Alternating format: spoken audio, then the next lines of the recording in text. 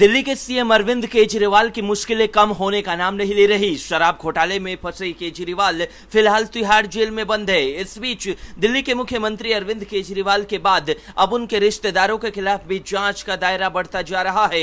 इनमें पहला नाम अरविंद केजरीवाल के देवगंत साढ़ू सुरेंद्र कुमार बंसल का है, जिनके खिलाफ लगे भ्रष्टाचार के आरोपों की जांच अब सीबीआई को सौंप दी गई है। सतर्कता निदेशालय के प्रस्ताव के बाद उपराज्यपाल वीके सक्सेना ने लोक निर्माण विभाग के 4 इंजीनियरों के खिलाफ भ्रष्टाचार के मामले की जांच सीबीआई को सौंपने को मंजूरी दी है, जिनके कथित तौर पर एक नाले को बनाने के लिए फर्जी और जाली चालान के आधार पर पेमेंट हासिल करके कथित तौर पर सरकारी खजाने को अनुचित नुकसान पहुंचाया गया, लेकिन काम कभी पूरा नहीं हुआ। जबकि आम आदमी पार्टी ने इस मामले को मीडिया में सनसनीखेज सुर्खियों के लिए गलत तरीके से सीएम अरविंद केजरीवाल से जोड़कर उनकी प्रतिष्ठा खराब करने की एक और निराधार कोशिश करार दिया है। सतर्कता निदेशालय द्वारा पेश प्रस्ताव के मुताबिक दिल्ली की भ्रष्टाचार निरोधक कानून शाखा ने एक शिकायत की जांच की, जिसके मुताबिक केजरीवाल के साढ़ू कहे जाने वाले सुरेंद्र कुमार बंसल ने अपनी कंपनी के लिए 2015-16 में NH-44 की सर्विस रोड के किनारे आरसीसी नाला बनाने और साइड बर्न सुधारने का ठेका लिया था, लेकिन कभी भी काम नहीं किया। एसीबी ने पाया कि ठेकेदार को भुगतान कथित तौर पर 4 पीडब्ल्यूडी इंजीनियरों, 1 कार्यकारी अभियंता, 1 सहायक अभियंता और 2 कनिष्ठ अभियंताओं द्वारा किया गया था, जिनके खिलाफ 2017 में एक एफआईआर दर्ज की गई थी। जांच पूरी करने के बाद आरोप पत्र तैयार किया गया। मामले की गंभीरता को देखते हुए निदेशालय ने नवंबर 2023 में केंद्रीय लोक निर्माण विभाग से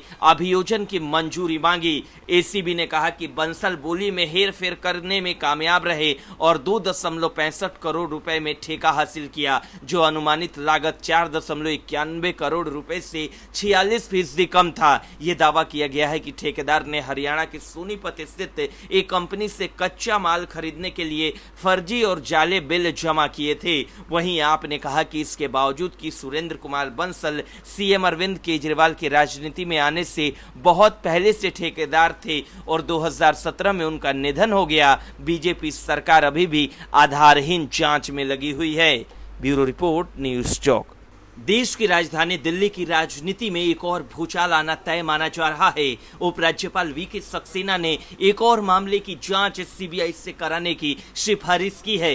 दरअसल पीडब्ल्यूडी के 4 इंजीनियरों पर भ्रष्टाचार का आरोप लगा है। अब दिल्ली के एलजी ने मामले की जांच सीबीआई से कराने की सिफारिश की है। बता दें कि एलजी ने ही दिल्ली की निरस्त आबकारी नीति से जुड़े कथित भ्रष्टाचार के मामले की जांच सीबीआई से कराने की सिफारिश की थी। बाद में इस मामले में ईडी ने भी मनी लॉन्ड्रिंग का केस दर्ज किया था। दिल्ली के उपराज्यपाल वीके सक्सेना ने सतर्कता निदेशालय के उस प्रस्ताव को मंजूरी दे दी है, जिसमें पीडब्ल्यूडी के 4 इंजीनियरों से संबंधित भ्रष्टाचार के मामले को सीबीआई जांच के लिए भेजा गया है। अधिकारियों ने गुरुवार को ये जानकारी दी। उन्होंने बताया कि यह मामला लोक निर्माण विभाग के एक नाले के निर्माण से जुड़ा है।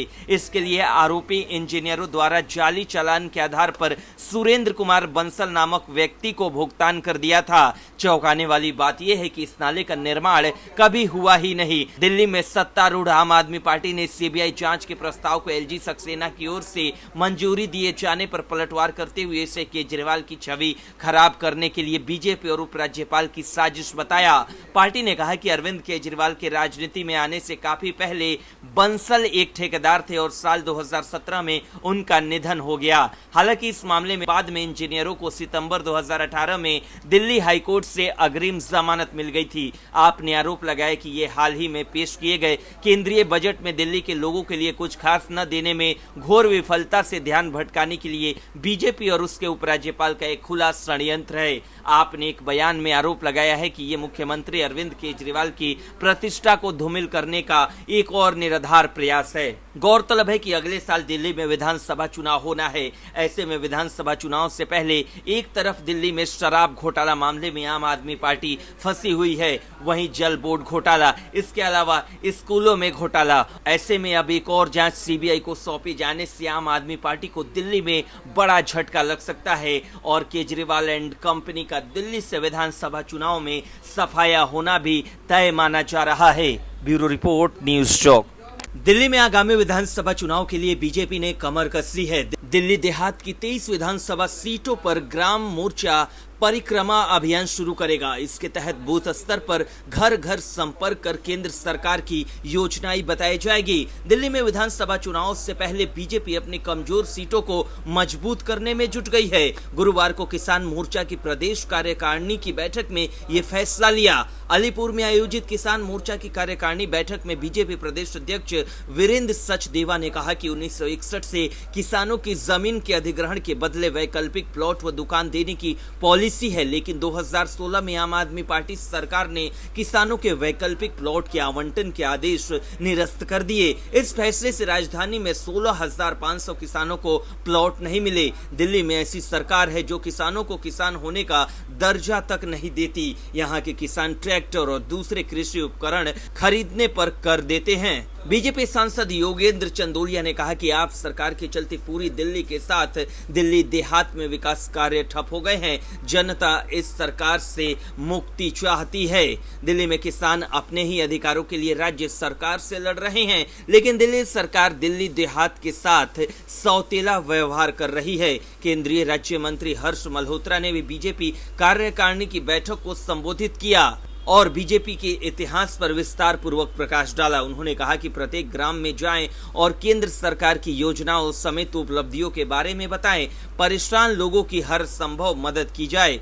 वहीं दिल्ली बीजेपी ने गुरुवार को यमुना के मामले पर भी दिल्ली सरकार को घेरा।